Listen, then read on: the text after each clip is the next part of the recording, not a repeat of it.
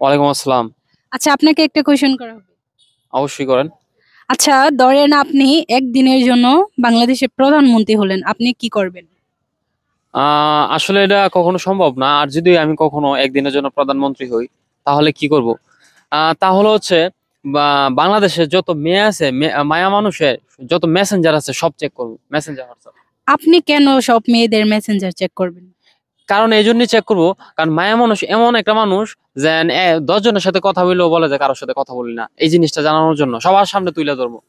না না, আপনি তাহলে তো সব নারীকে অপমান করছেন, এমন কিছু একটা। না, সব নারীকে না, এটা অবশ্যই না কখনো, মানে কিছু কিছু নারীর জন্য আসলে সবাইকে মানুষ ভাবে, এই জন্য আর কি। কিন্তু আমার যদি কখনো এই জিনিসটা আমার ক্ষমতাটা আসে, তাহলে যত মায়া মানুষ আছে সবার মেসেঞ্জার চেক করবো, ঠিক আছে?